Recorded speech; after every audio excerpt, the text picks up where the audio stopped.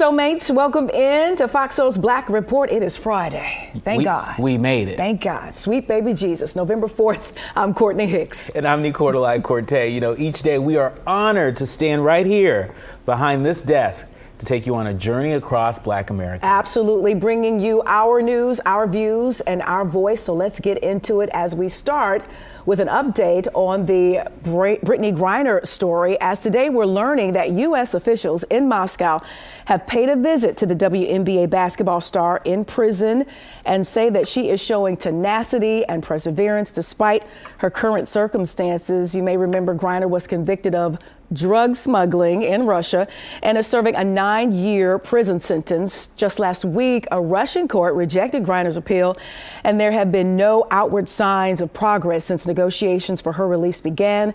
We'll continue to definitely follow this story and bring you the latest once we know more.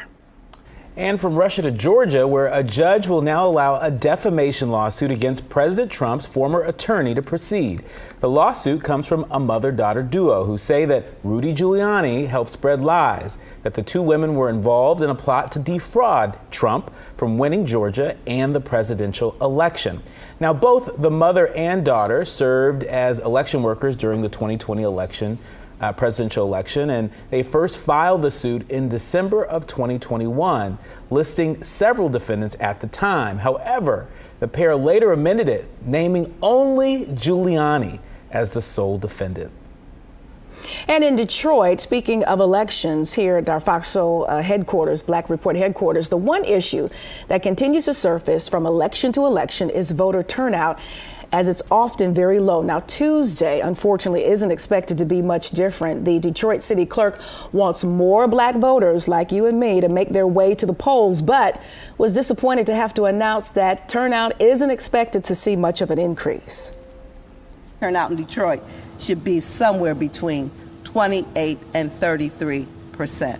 Not where we want it, but that's what it's looking like now. We've worked with both major parties to ensure as much as possible that we have representation at all of our counting boards.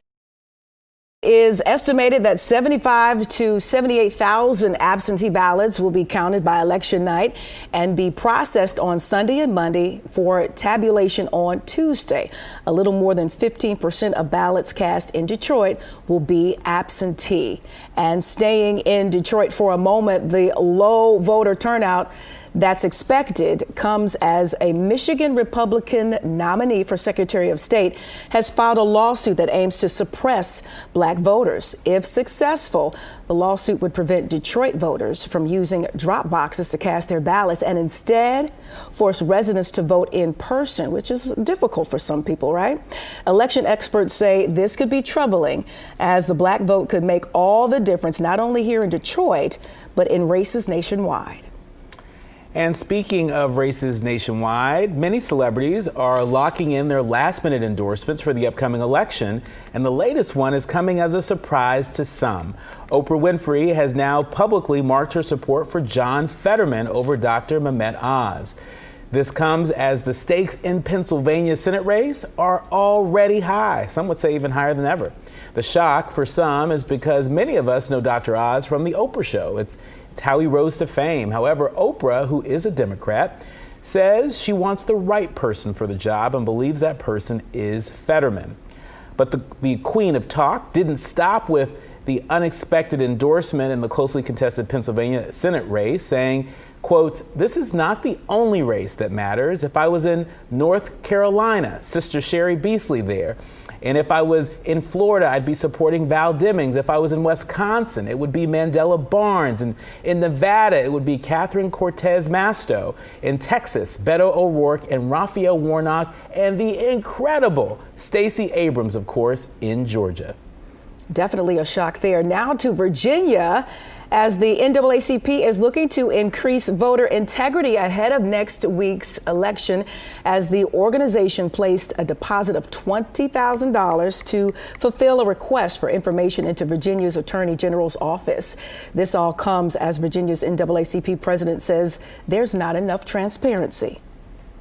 I know folks who won't vote or throw their vote away because they're like, I don't like any of these people. And they know that person will not win.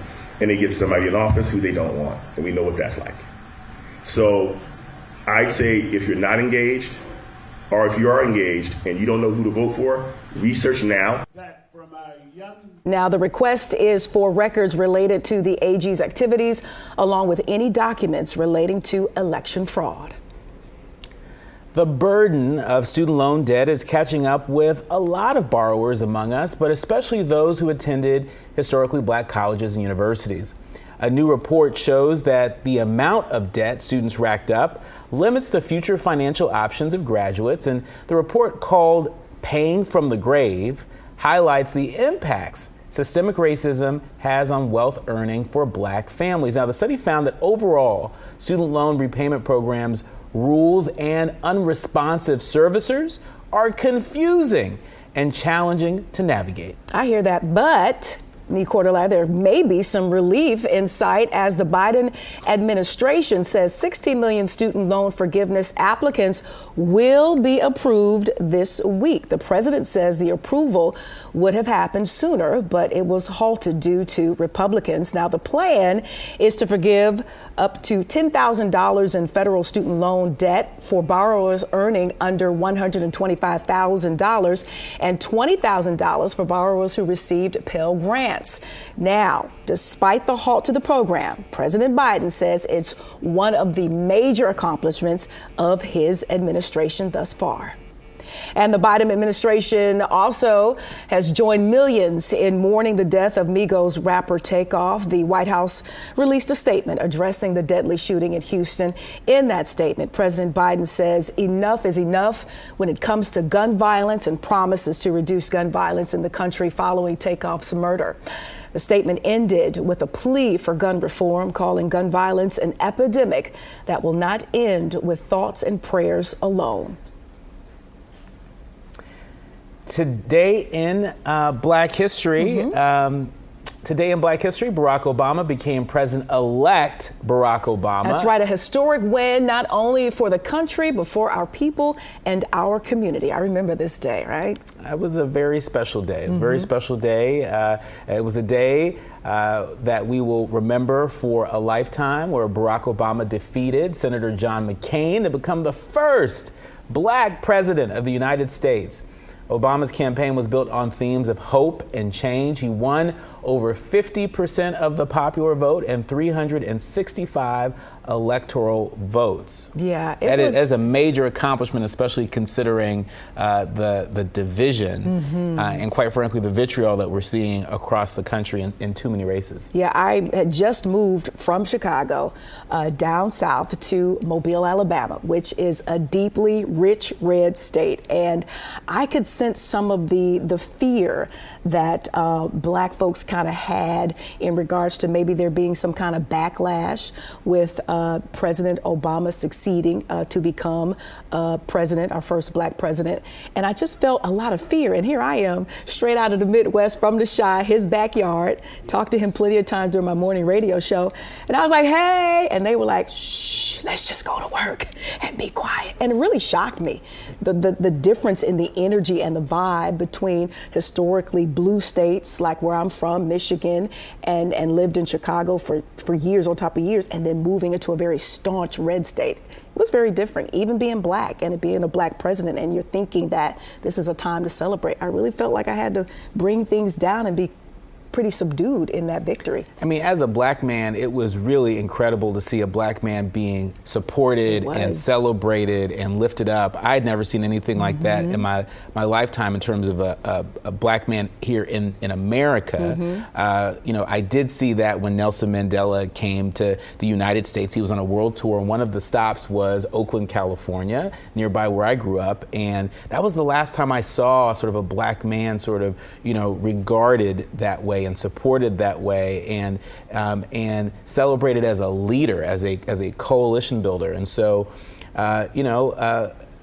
yes, that happened in 2008, but I think there are plenty of examples of folks that are running right now. When I think of Wes Moore in Maryland, who's running for governor, when I think of folks like Mandela Barnes, who's running for Senate in Wisconsin, and Raphael Warnock running for Senate in Georgia, these are all folks that have developed their campaigns and who are really looking to sort of pick up where Barack Obama left off. Yeah, and the way he chose to run his campaign, you can correct me if I'm wrong, but I don't think he took any public funding for that campaign. No, he didn't. And he still pushed ahead and succeeded and brought so many people together. And it allowed me to fast forward to 2012. Somebody spent some money because I was able to attend that particular inaugural ball. Yeah. That one was with Jamie Foxx and Stevie Wonder. And then I also hosted a private one with Angela Bassett that's cool. on Obama's behalf. So it was just a great time, those 2 terms, and it was just a great moment in history to see that happen. Yeah. Indeed. I mean, the only thing I would add is that it is really special when we see the President of the United States sort of see us and be in community with us. And be down. Right? You know, and not just, symbolically, but substantively. And so we're going to keep hope alive. Absolutely. That will continue. Yeah.